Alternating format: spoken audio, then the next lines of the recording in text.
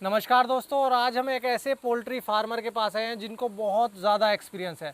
तो अभी सर से जान लेते हैं सर का नाम क्या है और एड्रेस क्या है फार्म का। सर बताइए। मेरा नाम विजय कुमार है, गांव पालडी। मैंने तकरीबन 2012 में ये काम शुरू किया था।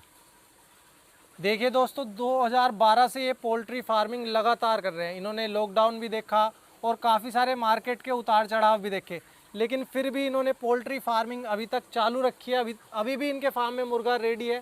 तो अभी इनसे थोड़ा और जान लेते हैं पोल्ट्री फार्मिंग के बारे में। सबसे पहले सर आप ये बताएं, आपने कितने बच्चों से शुरुआत की थी, कितने चिक से? मैंने 2012 में 1000 बच्चे पालने शुरू किए थे। जी। अब मेरा काम जो 1500 बच्चों पर है। तो सर आप अपने फार्म की लंबाई और चौड़ाई बता दीजिए कितनी है। मेरे फार्म की लंबाई है जी तकरीबन 80 फीट और इसकी चौड़ाई है 27 फीट। और सर पानी का क्या इंतजाम कर रखा है आपने यहाँ पर? पानी का टैंक है, समरसेबिल से टैंक भरता, ऑटोमेटिक है। देखिए दोस्तों, बहुत ही बढ़िया मैनेजमेंट इन्होंने कर रखा है। फार्म की लेंथ और ब्रेथ भी इन्होंने बता दी। और इसमें आप कितने बर्ड पाल लेते हो इस समय? इस टाइम में 1500 ही बच्चा पालता, मतलब जाड़े हो या गर्मी हो या बरसात हो, सभी मौसम में सेम पालते हो? बिल्कुल एक। तो दोस्तों इन्होंने आपको बताया कि सभी तरह से, मतलब कोई भी मौसम हो, ये 1500 बर्ड इसमें पालते हैं। इससे ज़्यादा भी नहीं करते और कम भी नहीं करते। इतना ये रेगुलरली मेंटेन करके रखते हैं अपने इस फार्म में। सर जैसे आप 2012 से फार्मिंग कर रहे हो तो आपने बहुत सारे फीड इस्तेमाल करे होंगे। लगभग मैं तो ये मानता हूँ आपने काफ़ी सारी जितनी भी कंपनी होंगी इस एरिया में वो सब चेक कर ली होंगी। अभी कौन सा फीड इस्तेमाल कर रहे इस हो? टाइम हमने जो अब लगाया इस बच्चे में वो गंगा फीड लगाया। अच्छा। उससे पहले हम लगाते थे गुरुदेव का। उससे पहले लगाया हमने जो उसमें अरुणोदया का। अच्छा। उसके बीच में हमने एक लगाया था पशुपति का। और अभी जो इस्तेमाल कर रहे हो आप गंगा का फीड, वो गंगा का उसका फीड क्या प्राइस चल रहा है? इसकी अब तकरीबन ऐसा मान लो 1600 कुछ रुपए का है इस टाइम ये फिनिशर। अच्छा। हाँ। और प्री स्टार्टर? प्री स्टार्टर उससे रहता है करीब 140 रुपये ऊपर, और स्टार्टर रहता है प्री फिनिशर से 20 रुपये ऊपर।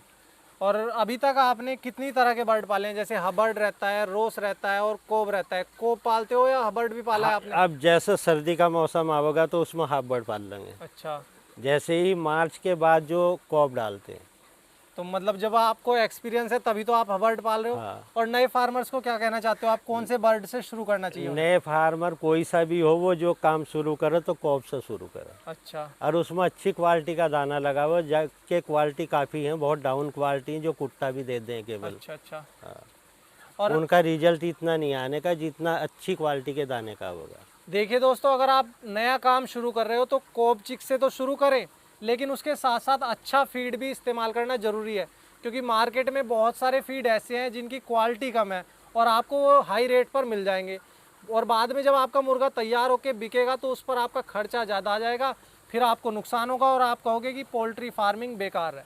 तो सर अभी जो आप ये फीड खिला रहे हो गंगा का, इसका रिजल्ट कैसा है? मतलब कि 2 किलो मुर्गा कितने दाने पर तैयार हो जाता जो है? कंपनी बताती है वो 3 किलो फीट पर 2 किलो वजन बताती है, जी। पर उतना वजन आता नहीं है। तकरीबन वो 3200 ग्राम पर वजन आवेगा 2 किलो।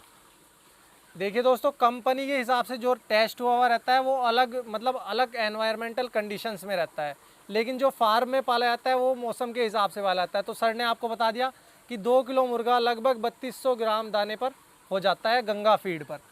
तो सर आपके यहाँ पर इलेक्ट्रिसिटी की क्या सुविधा है? मतलब बिजली उजली का क्या आपने सिस्टम कर रखा है? बिजली का कनेक्शन है, बाकी हम बैटरी पर निर्भर होते हैं क्योंकि बिजली का कोई भरोसा नहीं होता। वो रात को ट्रिप भी हो सकती, फॉल्ट भी हो सकता, तो इसलिए बैटरी से रॉड जलाते हैं।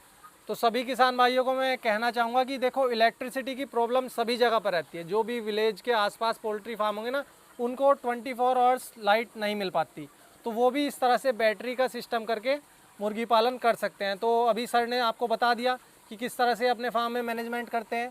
तो सर जैसे अभी आपने बताया कि 2012 से आप मुर्गी पालन कर रहे हो, तब से लेकर के अब तक आपको कभी परेशानी हुई है मुर्गे को बेचने में? बेचने में कोई परेशानी नहीं होती। अगर अपने पास माल ठीक ठाक वजन का है तो कोई भी सप्लायर एकदम ले, और 1-2 रुपया महंगा ले ले अगर मोटा माल अपने पास है। अच्छा। तो देखिए दोस्तों, इस मुर्गे को बेचने में बिल्कुल भी परेशानी नहीं होती, क्योंकि काफ़ी सारे फार्मर क्या करते हैं, वो दूसरी ब्रीड के बर्ड को पाल लेते हैं, जैसे क्रोयलर, और या फिर और कोई देसी ब्रीड, वो समझते हैं कि ये भी ब्रॉयलर की तरह बिकेगी, लेकिन उनकी मार्केट नहीं होती। और इसकी जो है बड़ी मार्केट है, कितना भी मुर्गा आप एक दिन में सेल कर सकते हो। सर 2012 से फार्मिंग कर रहे हैं, तो ये तो आपको बिल्कुल क्लियर बता रहे हैं कि आज तक कोई परेशानी ही नहीं हुई इसको बेचने में। सर बहुत सारे किसान भाई ये कहते हैं कि मुर्गी पालन बेकार है, तो ऐसा क्यों है? क्या मुर्गी पालन में बीमारी ज़्यादा है या फिर मार्केट की कोई प्रॉब्लम है?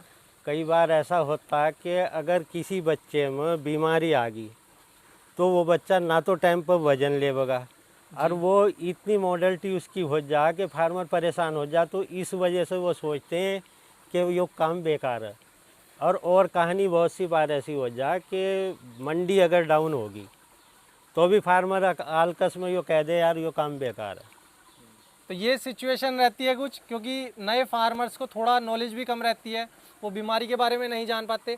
सर आपको जैसे इतना लंबा समय हो गया है मुर्गी पालन करते हुए, आप क्या डॉक्टर को बुलाते हो अपने फार्म पर या अपने आप मैनेज कर लेते हो नहीं, सब? उसका हमने सब तजुर्बा, हम मुर्गे को फाड़ कर, मरे हुए मुर्गे को फाड़ कर हम उसकी हर चीज़ देख लेंगे। यो देख लेंगे कि इसकी किडनी बढ़ी हुई है या इसका लीवर ख़राब है या इसके अंदर गैस बनी हुई है, तो उसका अपने आप ही हम सब दवाई ला कर देंगे। तो किसान भाइयों को मैं कहना चाहता हूँ कि जब धीरे धीरे एक्सपीरियंस होता जाएगा ना आपको भी, अगर आपने अभी शुरू किया तो आपको आने वाले कुछ साल में एक्सपीरियंस हो जाएगा, तो बीमारियों को आप अपने आप पहचान लोगे। जैसे सर बता रहे हैं ये अपने आप उसका इलाज कर लेते हैं, क्योंकि एक्सपीरियंस ही इतना हो गया है, किसी डॉक्टर की ज़रूरत नहीं पड़ती। लेकिन शुरुआत में आपको डॉक्टर को बुलाना होगा। जब आपको अपने सामने आप देखोगे प्रैक्टिकली कैसे वो बीमारी को पहचान रहे हैं, तो आपको भी धीरे धीरे एक्सपीरियंस हो जाएगा और आप भी अच्छी तरह से पोल्ट्री फार्मिंग कर सकोगे। तो सर आप इसमें लगातार मुर्गा पालते हो, तो बीच में कुछ टाइम गैप भी देते हो अपने फार्म को? बीच में जैसा बच्चा निकालने के बाद इसकी सफाई होगी, उसके बाद इसमें स्प्रे होगा किसी कीटनाशक का, जो पंछी वंछी या छिपकली ये वो वगैरह जो, उसका स्प्रे करने के बाद 1-2 दिन खुला छोड़ेंगे। उसके बाद कभी भी बच्चा डाल सकते हैं, 4 दिन में या 6 दिन में या 8 दिन में। दोस्तों आप भी ऐसा करें कि लगातार बच्चे को ना डालें। जैसे इन्होंने बताया कि फार्म को खाली करके उसमें डिसइंफेक्टेंट का स्प्रे करें और हवा लगने दे थोड़ी फार्म को, इससे नेक्स्ट बैच में बीमारी के आने के चांसेस कम हो जाते हैं।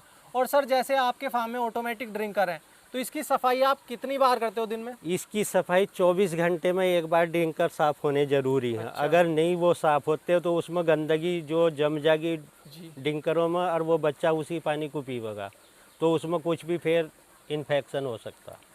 और इसके अलावा जो काफ़ी सारे फार्मर कहते हैं कि जो नीचे भुस्सी बिछाते हैं उसमें रैकिंग करते हैं, मतलब उसमें या तो पैरों से करते हैं या फिर किसी चीज़ से उसे उलट पुलट करते हैं, तो वो करना ज़रूरी है फार्मर को? वो ऐसा होता अगर जैसा आपने बच्चा डाला, अगर उसके दूसरे तीसरे दिन आप उसे भुस्सी को पचांगले से इधर उधर करना लगे तो वो सही है। किसी वजह से अगर वो 8-10 दिन बाद हम कुरेल लेंगे तो उसमें गैस निकलेगी। जो वो दब्बन लग जाएगा उसका।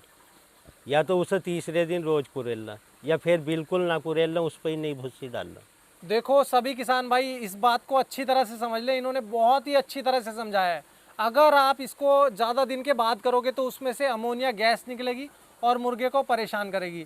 लेकिन अगर आप शुरुआत से ही ऐसे ही करते आ रहे हो, जैसे तीसरे दिन से इन्होंने बताया, उसके बाद रेगुलरली टाइम मेंटेन कर रखा है आपने इसके लिए, तो कोई प्रॉब्लम नहीं है। लेकिन अगर आप ज़्यादा दिन के बाद में इस तरह से करोगे तो ना ही करें तो ज़्यादा अच्छा रहेगा। दोस्तों इन्होंने अपने फार्म के आसपास बहुत ही अच्छी तरह से पेड़ लगा रखे हैं और फार्म के आसपास का एनवायरनमेंट इन्होंने ऐसा बना रखा है कि बिल्कुल ठंडक महसूस होती है। तो गर्मियों के मौसम में कोई परेशानी नहीं, और बात करते हैं सर्दियों के मौसम में कोई परेशानी रहती है? कुछ नहीं परेशानी होती, अपना इंतजाम अगर पाल पल्ले सही है तो कोई परेशानी नहीं होगी। अच्छा। वो सर्दियों में मुर्गे के लिए जो टेम्परेचर बनाना पड़ता है उसके लिए बुखारी चलाई जाए, तकरीबन छोटे बच्चे के लिए 8-10 दिन के लिए। अच्छा। उसके बाद लाइट के लिए पहले या हेलोजन का कोई भरोसा नहीं होता, बिजली भाग जाएगी तो फिर बच्चा पीली लाइट में पड़ा एकदम से, जब वो डाउन होगी तो वो इकट्ठा होगा। हाँ ये चीज़ तो परेशानी, इसलिए साधारण लाइट चलती एक सी। तो आपको इनका पूरा फार्म दिखाई दे गया होगा और सभी तरह से इन्होंने जो कुछ भी बताया वो आपको समझ में आ गया होगा। तो आगे भी आने वाले समय में हम इस तरह की वीडियोस आपके लिए लाते रहेंगे और जितना ज़्यादा हमसे हो सकेगा ज़्यादा से ज़्यादा पोल्ट्री फार्म पर विजिट करेंगे। अगर आप हमसे कांटेक्ट करना चाहते हो, हमसे बात करना चाहते हो, तो हमारा एक फेसबुक पेज है पोल्ट्री गुरुजी के नाम से। फेसबुक पर आप सर्च करिए पोल्ट्री गुरुजी और उस पेज पर आप हमें मैसेज भी कर सकते हो और उसको लाइक और फॉलो ज़रूर करें। धन्यवाद।